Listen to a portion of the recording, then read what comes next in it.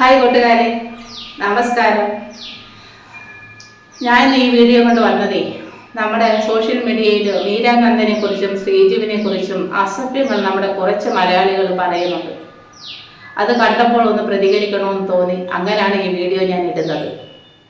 ഈ മീരാനന്ദനും ശ്രീജുവും ദുബായിൽ വെച്ച് കണ്ടുമുട്ടുന്നു. അവരിഷ്ടപ്പെടുന്നു. 4-5 വർഷം കൊണ്ട് അവർ പരിചയത്തിലായിരുന്നു. അതിനുശേഷമാണ് കല്യാണം കഴിക്കുന്നത്.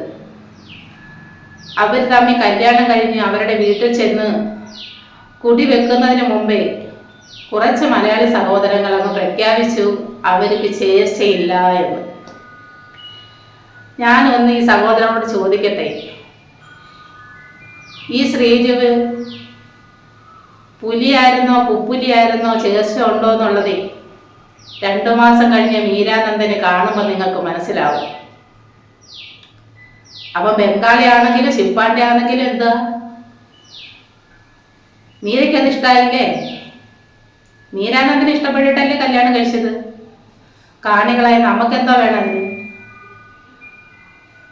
നമ്മൾ പറയുന്ന നമുക്ക് ഒരു കല്യാണം വരികയോ നമ്മുടെ വീട്ടിൽ എന്തെങ്കിലും കാര്യം നടക്കുകയോ ചെയ്യുമ്പോൾ നമ്മൾ ചേർച്ച നോക്കി കല്യാണം കഴിച്ചാൽ മതി.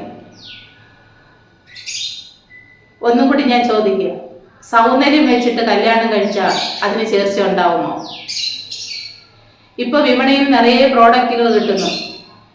ആർക്കും സൗന്ദര്യം വരുത്താം. സാധാരണ പെണ്ണുങ്ങളായിരുന്നു ലിപ്സ്റ്റിക്ക് തേച്ചോണ്ട് നടന്നേ. ഇപ്പൊ ആണുങ്ങളും ചുണ്ടിന് തേക്കാൻ ആരംഭിച്ചിട്ട്. അപ്പൊ യഥാർത്ഥ സൗന്ദര്യം ഏതാ?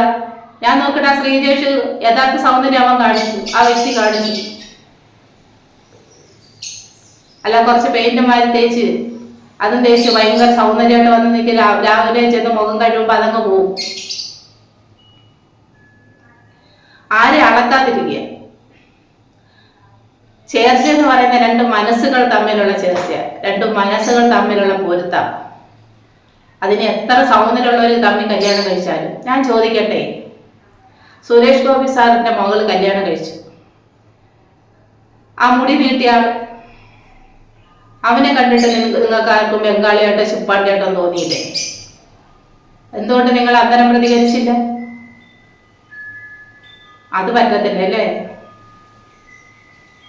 ഇന്നലെ തന്നെ അവിടെ കോൺഗ്രസ്സുകാർ, സാധാരണ ഒരു മനുഷ്യൻ, ഈ നമ്മുടെ ജോർജ് കുര്യൻ സാർ, ഒരു അഹംഭാവവും ഇല്ലാത്തൊരു മനുഷ്യൻ, ഒരു ജാടയും ഇല്ലാത്തൊരു മനുഷ്യൻ, അദ്ദേഹം പോയപ്പം കുറെ പ്രവർത്തകർ ചെന്ന് തടഞ്ഞിരിക്കുന്നു. ഈ സ്ഥാനത്ത് സുരേഷ് ഗോപി സാർ പോയിരുന്നെങ്കിൽ ഈ പെണ്ണുങ്ങൾ ചെന്ന് തടയും. ചെന്ന് ഉടനെ ചെന്ന് ഇങ്ങനെ കെട്ടിപ്പിടിച്ചൊരു ഫോട്ടോ എടുത്താണ്. എന്നിട്ട് പറയും, എൻ്റെ കുഞ്ഞിൻ്റെ കാര്യം ഓർത്ത്. അതിലങ്ങ് എല്ലാവരും വീഴും. 2 പേര് സഹമന്ത്രിയാ. സുരേഷ് ഗോപി സാറ് സഹമന്ത്രിയാ, ജോർജ് കുര്യൻ സാറ് സഹമന്ത്രിയാ. ആ ജോർജ് കുര്യൻ സാറിനെ ആരും പരിഗണിക്കുന്നില്ല. എന്തുകൊണ്ട്? തലക്കനമില്ല, ഗെറ്റപ്പില്ല, പാവ മനുഷ്യൻ, എത്ര നാളുകൊണ്ട് രാഷ്ട്രീയത്തിൽ പ്രവർത്തിക്കുന്ന ഒരു വ്യക്തി. അതുകൊണ്ട് സൗന്ദര്യം നോക്ക ആരെ അളക്കരുത് കുട്ടികൾ, സഹോദരങ്ങളെ അല്ലെങ്കിൽ കുട്ടികളെ. നിങ്ങളെല്ലാം എനിക്ക് കുട്ടികളായിരിക്കാം, നിങ്ങളെക്കാട്ടി മുതിർന്ന ആളായിരിക്കും ഞാൻ. കണ്ടപ്പോ ഒന്ന് പ്രതികരിക്കണോ തോന്നി പറഞ്ഞതാ. നമ്മുടെ വീട്ടിലും ഇല്ലേ അമ്മമാരും സഹോദരങ്ങളല്ല, സഹോദരികളല്ല. നമ്മളെ കല്യാണം കഴിച്ചാൽ നമ്മളെ പൊന്നുപോലെ നോക്കുന്ന ഒരു വ്യക്തിയായിരിക്കണം. അതിൽ കൂടുതലൊന്നും നമ്മൾ പ്രതീക്ഷിക്കരുത്, ഇല്ലേ? ചെറിയ വീട്ടിൽ താമസിക്കുന്നതും വലിയ വീട്ടിൽ താമസിക്കുന്നതായിട്ടും വ്യത്യാസമുണ്ട്. കാശുള്ളവർ വലിയ വീട് വെക്കുന്നു, കാശില്ലാത്തവർ ചെറിയ വീട് വെക്കുന്നു. എന്നുവെച്ചാൽ ചെറിയ വീട്ടിലിരിക്കുന്നവരെല്ലാം കൊള്ളാത്തവരാണോ? അല്ല. ചെറിയ വീട്ടിലും പ്രശ്നങ്ങളുണ്ടാവും, വലിയ വീട്ടിലും പ്രശ്നങ്ങളുണ്ടാവും. എനിക്കറിയാവുന്ന ഒരു കാര്യം എനിക്കറിയാം. വലിയ ഭയങ്കര പണക്കാരാണ്. അവരുടെ മോള് ഒരുത്തൻ്റെ കൂടെ ഓടിപ്പോയി. പക്ഷെ അത് ആരും അറിഞ്ഞില്ല. കാരണം പറഞ്ഞവർക്ക് നാണക്കേട്.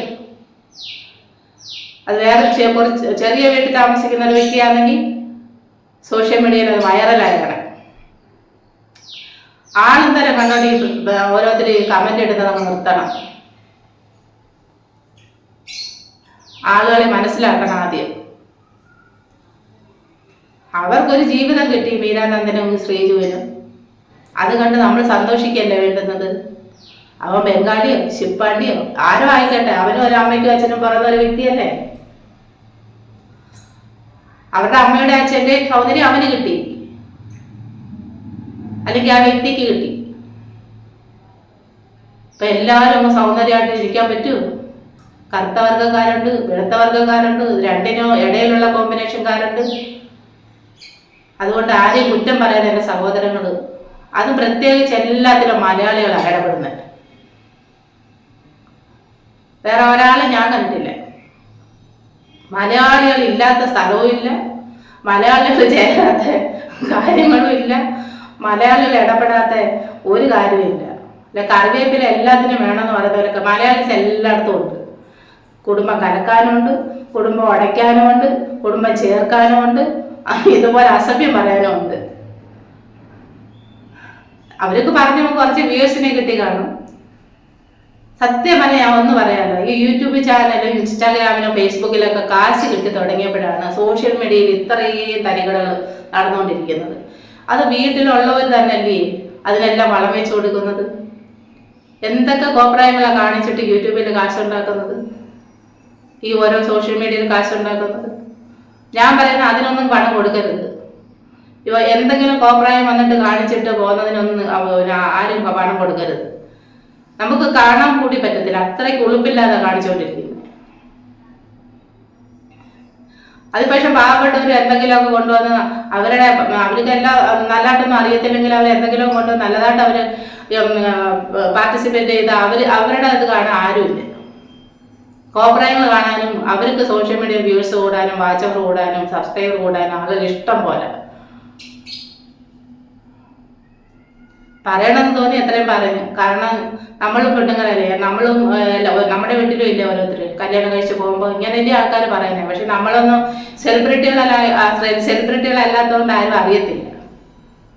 സെലിബ്രിറ്റികളാണെങ്കിൽ ഇങ്ങനെയൊക്കെ സോഷ്യൽ മീഡിയയിൽ വരത്തുള്ളൂ. അപ്പോൾ പുതിയൊരു വീഡിയോ കൊണ്ട് വരാം. ഇഷ്ടപ്പെട്ടെങ്കിൽ സബ്സ്ക്രൈബ് ചെയ്തേരെ, ബെല്ലൈക്കനൊന്ന് ചെയ്തിട്ട് ആ ഓളെന്നുള്ള ഓപ്ഷൻ എനേബിൾ ചെയ്ത് ആ ചേച്ചി എടുത്ത വീഡിയോ എല്ലാം കാണാം. അത് 3-4 ദിവസം കൊണ്ട് സോഷ്യൽ മീഡിയയിൽ കണ്ടപ്പോൾ ഒന്ന് പ്രതികരിക്കണമെന്ന് തോന്നി വന്നതാണ്. അപ്പോൾ ബൈ.